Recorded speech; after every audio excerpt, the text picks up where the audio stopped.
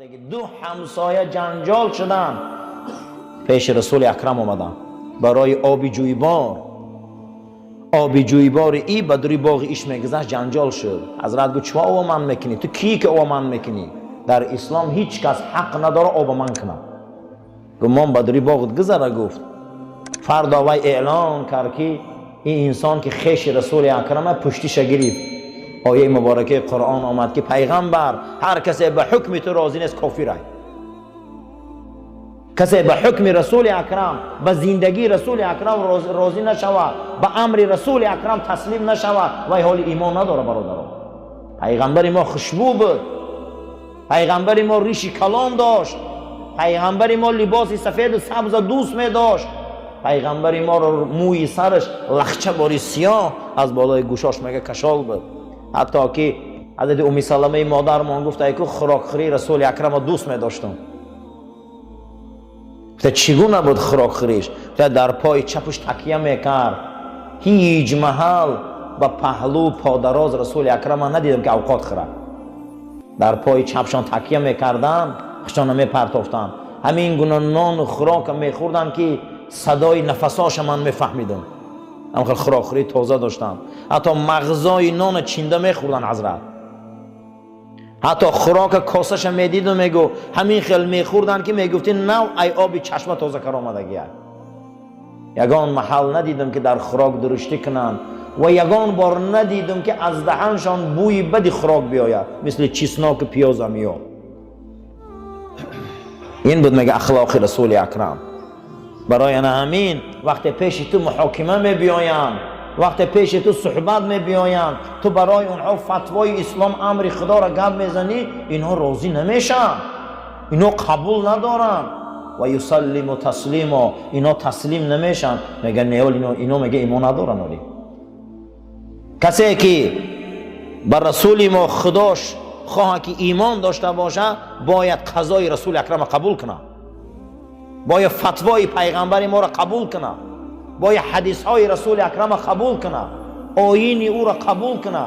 اگر ایره قبول نکنه عزیزا، حالی وی میگه شما مومن نگوی، مسلمان نگوی. فلا و ربک ولا یؤمنون. او را خداشناس ندانه. کدام خداشناس دانه؟ وقتی بین شما در شجره و جنجال میشه و میبیایه، این رسول الله قطعی آیینش برای شما جواب میده سوالات آنده و شما با قبول نمیکنه، قانع نمیشه، قبولش نمیکنه، رد میکنه. این ده میگه شناختن اهل ایمان ندانه. و یسلم و تسلیما، ما باید قضای الهی ده و قدر الهی ده راضی باشیم. حضرت علی درباره تقدیر گپ میزد که دیوال کفیدگی بود جمید، ایتگی دیوال گریخت. با گفتن نه ساده علی آخه دیوال جو قدر تقدیر ده بحث کردستی، چی به میگریزی وقتی تقدیر ده ایمان داری؟ گو ای تقدیر به سوی تقدیر میگریزی. اما گریختن هم ده تقدیره، اما گریختن هم در تقدیره. ای سیل دور شدن هم در تقدیره. ایمو بیماری هایی که مسکه میگرفتیم همو هم در تقدیره. یگان جای تقدیر بیرون نیست. فقط ما کوشش کنیم که در چیزی که امر خدا نیست او هم در تقدیر مونه. در او چیز امر خدا نیست او احتیاط کنیم، برای ریسک کار کنیم، نه که حریص نباشیم. جناب پیغمبر صلی الله علیه و سلم میگفتند که الفقر فخری. پیغمبر میگه که فقر کمبغلی فخری منه. ای در دیگر حدیث چون گفتند که مسلمانی فقیر مسلمانی کامل شده نمیتونه.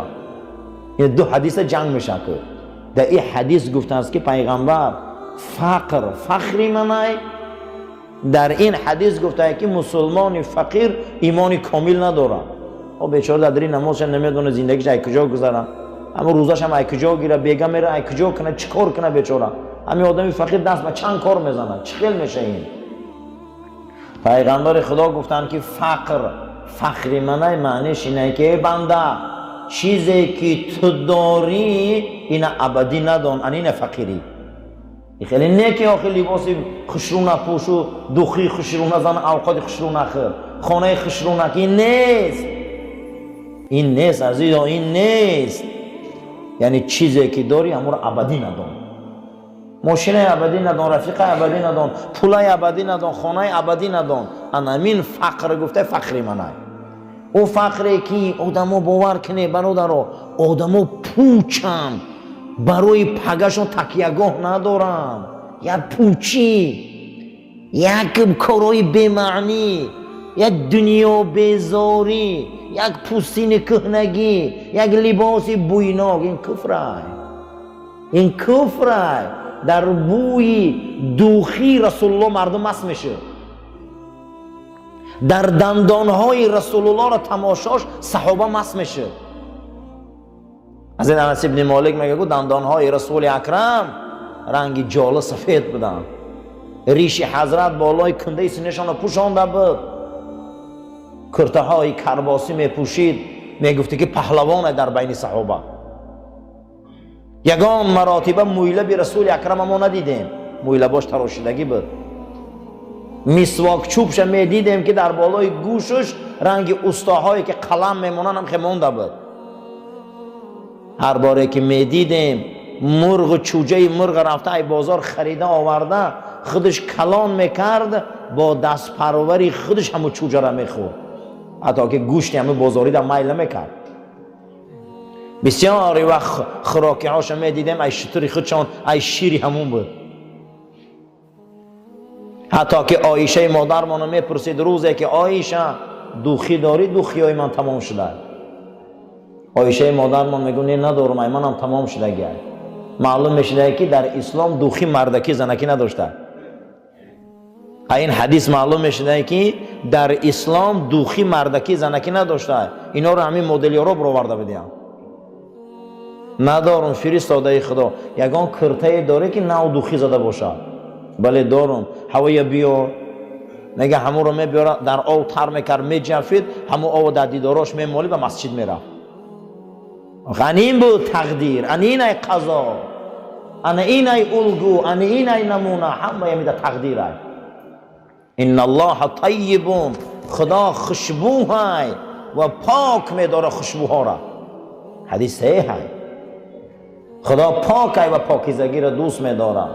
برای الله جل و علا شانه فلا و ربک ولا یؤمنون حتی یحکموک فیما شجر بینهم. نه ولی میگه مسلمانی کامل نشدیم، حالی ایمانی کامل ندارم به خدا یگانه حبیبی من محمد صلی الله علیه و سلم. اینا رو تو مسلمان ندان، اینا رو حال صاحب ایمانی کامل ندان. کدام وقت اینا ایمان دارن؟ وقتی بینشان در نظام میخیزه، جنجال میخیزه، خرخشه میخیزه، تو پیش تو میبیایم، پیش آیین تو میبیایم. وقتی خدا و رسول در این مسئله گپ میزنن، اینها قضاشان میفهمن و یسلم و تسلیم و میگن ما در قضای الهی تقدیر راضیم. انمی گپ نگوان حال ایماناشون پره نیست. کدام وقت ایمان پره میشده؟ قضا و قدر در راضی شدن در کاره، تقدیر الهی در راضی شدن در کاره.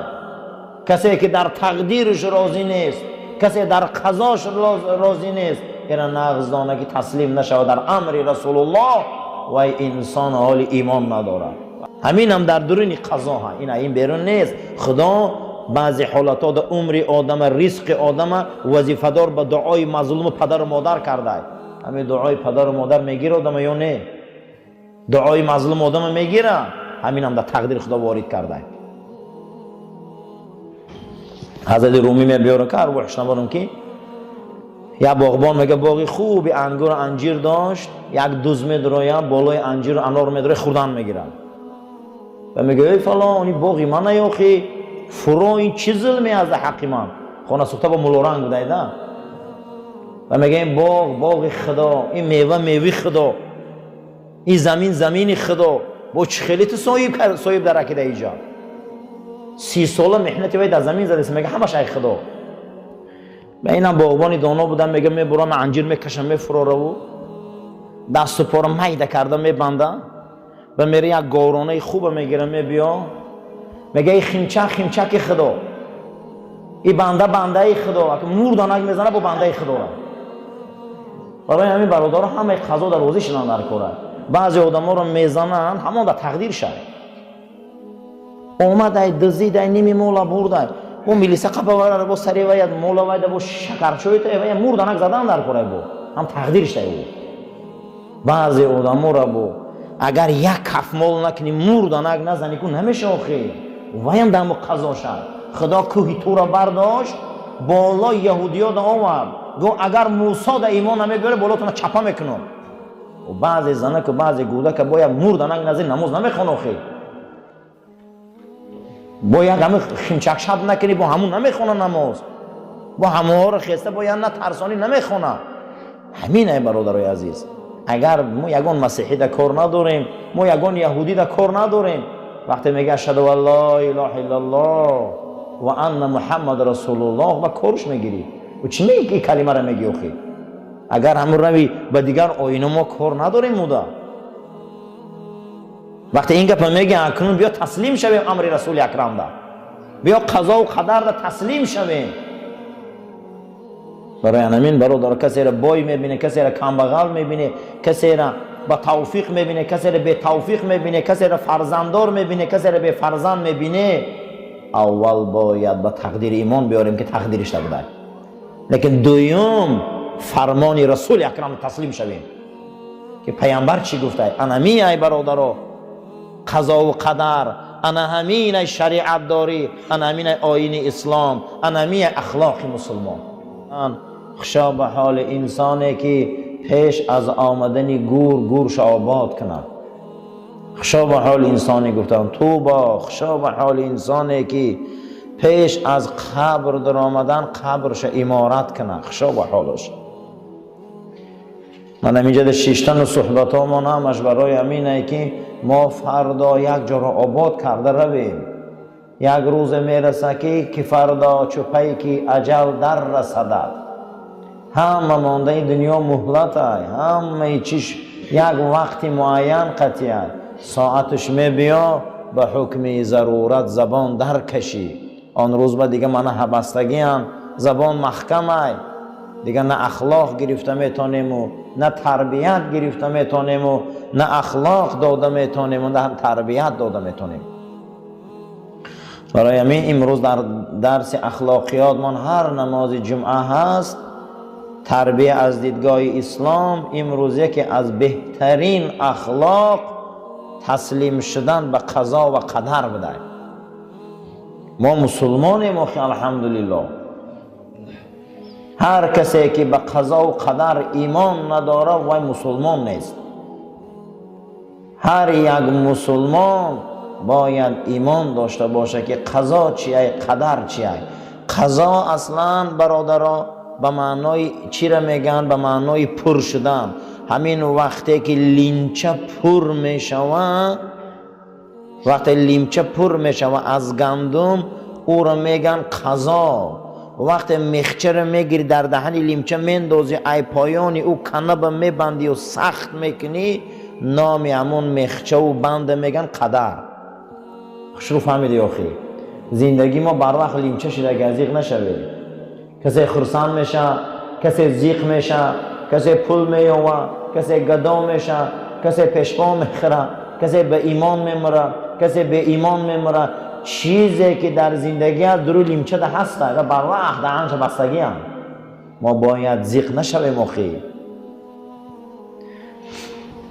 یک انسان 24 ساعت و 12 ماه کار میکنه یکیش دو نمیشه. خدا چی کار کنه؟ از روی حکمت میکنه. بیچاره یک انسان 10 سال دعا میکنه یکانش تغییر نمیشه. حضرت موسی خطی آدم میگه در عالم روح در زمان کلیمیش زنده بودنش بحث کردن گفتن انت آدم تو پدری ما آدمی؟ گفت بله. گفت تو سبب شدی ما جنت برآمدیم. تو اگر همون درخت چقه نمیشتی ما در عذاب نبودیم. حضرت موسی میگه حضرت آدم پدر مونده پدرش پدر شونده بسیار بلند روی کردن. موسی بسیار سرجهل بود. حضرت موسی قهرناکترین پیغمبر بود. اما قهر قطعی همون جوان قبطی را یک مشت زد که مرد. همون جوان مصری را یک مشت زد مرد. موسی بسیار قهرش بلند بود تیز بود. از بعضی علما رو بینید تیزن. حضرت موسی هم خیلی پیغمبر بود. همون جوان قبطی را بسیار حد گذرون که یک مشت زد جانش برآمد. همون جانش برآمدن در روز قیامت نزد خدا در شفاعت کردن نمیتونست که ما یک خطا کردم. و این نباشه از روی جان میام همین خیلی همین کار کرد خودم، یا آدم شوخی هم خیلی میکنه، یا از روی چیز مقصدش این نیست، قصدی وای کشتن نیست. روز قیامت میگفته پروردگار من شفاعت کردن نمیتونم مخی، من یک کاری خطا دارم، همون جوان قبطی را یه مش زدم مرد. انمی کاری کردگیش شفاعت کردن نمیتونستن، اما رسول الله می کار کردگی نیستن. پیامبر ما عمرشان بسیار حلیم بودن، مهربان بودن، برای خداوند تاج شفاعت داد چونم. اگر که ادبگاه محبت ناز و شوخی برنامه آره، درگاه خدا شوخی نداره. بزرگا رو بینه چه احتیاط میکنن. حضرت آدم ده میگه بلندروی کرد، حضرت آدم میگه سکوت کردن، بعد از او سرشان برداشتن گفتن انت موسی، تو موسایی، تو همون نازنین خدایی که به جبرائیل گپ میزنی. بسیار وصف تا فهمیدیم. خدا ده تو الواح داد، تورات دادن. بله گفت در تورات چی خواندی نسبتی آدم علیه السلام؟ گفت 40 سال پیش از آفریدن آدم من در تورات خواندم که ولی آدم در زمین وجود نداشته. خدا مخلوقی را خلق میکنه با نام آدم، او را جنت میدراره، آدم از او درخت میخوره به اختیار خودش. آدمی که خدا او را نزدیکترین مخلوقش خلق کرده، او دا عاشق محبوبه، آدم پروردگارش نافرمانی میکنه. من خواندم گفت بنابر سبب اختیار خودش ای جنت میبراید. این در مقدرات آدم بوده، همی چی که خودش اختیار میکنه، همش ای تقدیرش بوده. گوه ای چی بوده؟ گوه ای تقدیر. گوه چون من سرزنش میکنی؟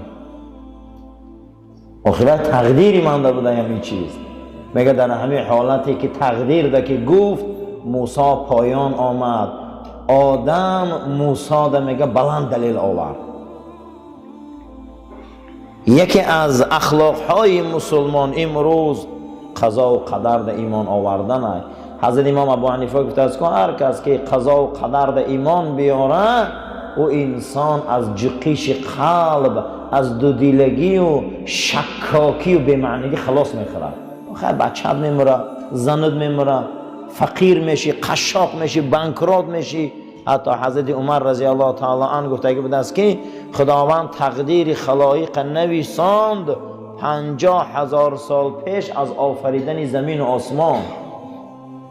چند سال پیش نوشته بوده؟ 50,000 سال پیش از آفریدن زمین و آسمان تقدیر خلایق نوشته بوده است.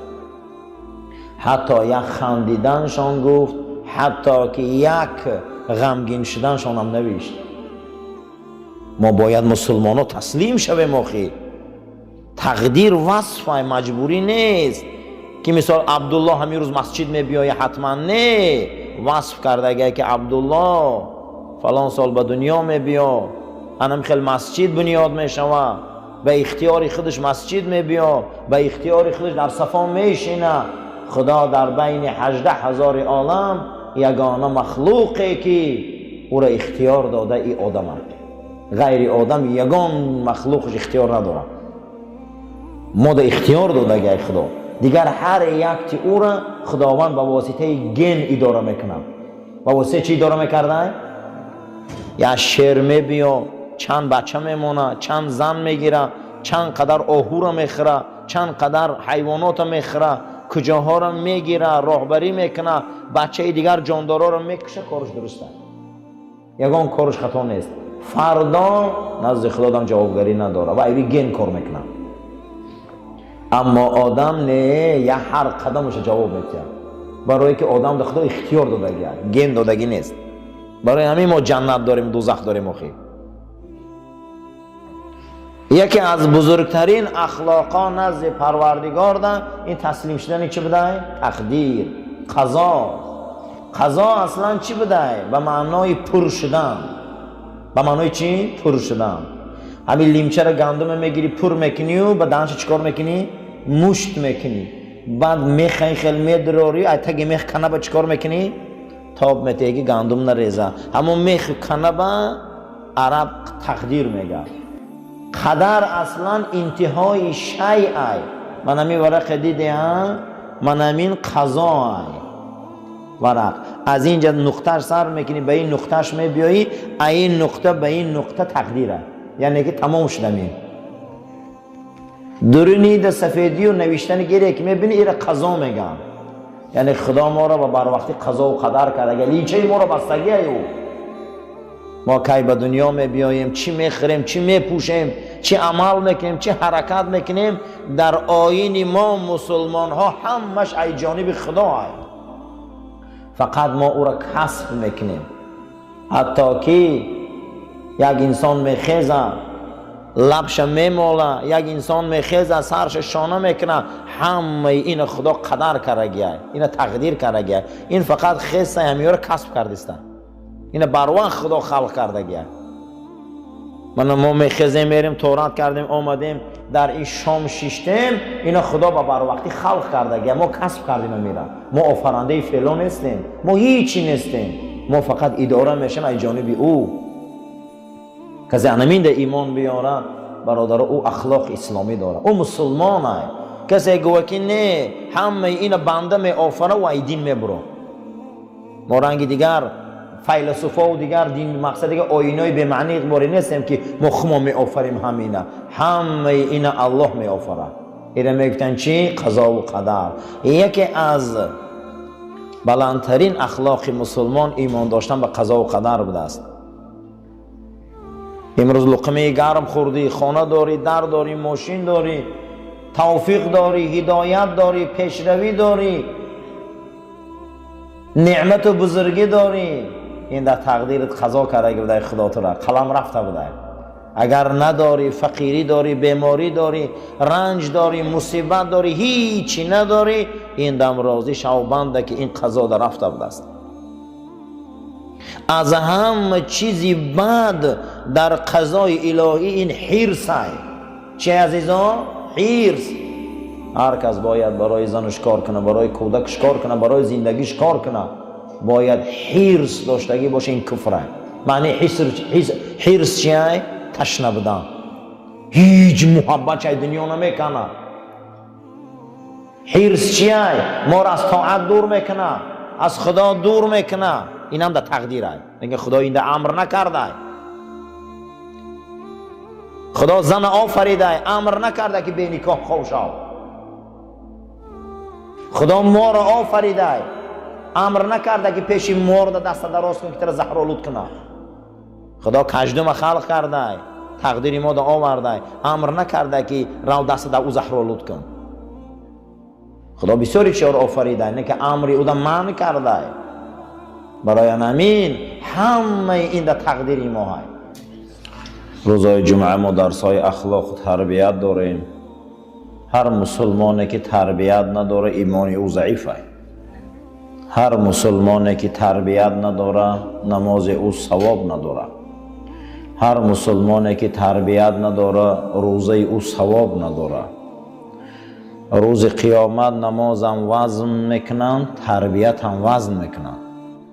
روز قیامت روزه رو وزن میکنن، اخلاق و تربیت هم وزن میکنن. پیغمبر صلی الله علیه و سلم در حدیث صحیح فرمودند که یگان چیز وزبین تر روز قیامت از تربیت و اخلاق ندیدم وزنش وزبین. نماز نگفتن، حج زکات نگفتن، تربیت گفتن. خشا به حال مسلمانه که اخلاق و تربیت بلند داره. کنونت که امکان گفتار هست بگو ای برادر به لطف و خوشی. امروز خدا زبان ملایم کرده گپای نغز گوی، گپای خوب گوی، یا گپ گوین که پگه در کار شوه. بسیاری گپا آدم در دردی سر میشه. کنونت که امکان گفتار هست بگو ای برادر به لطف و خوشی. گپای ملایم آهسته آهسته گپ زنیم، گپای خوب گپ زنیم، از اخلاق و تربیت گپ زنیم، از مدنیت انسانی گپ زنیم که فردا چپایی که اجل در رسدد خاناخواه هممون میگذاریم. امروز های فردا های بیگاه های 1 سال های 10 سال های 50 سال های هیچ کس در این دنیا برادر ابدی نمیمونه که فردا چپایی که اجل در رسدد همه ما از دنیا میگذاریم. به حکم ضرورت زبان در کشی آن روز ما ضرورت داریم، دیگر گم زدن نمیتونیم، دیگر ما نصیحت کردن نمیتونیم، دیگر این خیل صفای نماز شیشتن نمیتونیم. پروردگار ما را یک توفیق هدایت ته که تقدیرامون ایمان بیاریم، قضاهامون ایمان بیاریم، حکم رسول الله دا ایمان بیاریم، حدیثاش دا ایمان بیاریم، شریعت دا ایمان بیاریم، تا این که قضا و قدر ما فردا نزد خدا دا ارزشمندترین قضا و قدر باشد. اللهم ربنا آتنا فی الدنیا حسنه و فی الاخرة حسنه و قنا عذاب النار و صلی الله تعالی خیر خلق محمد و علی اصحاب الاجمعین. آمین یا رب العالمین. صفاتنا راست گیره، تلفوناتنا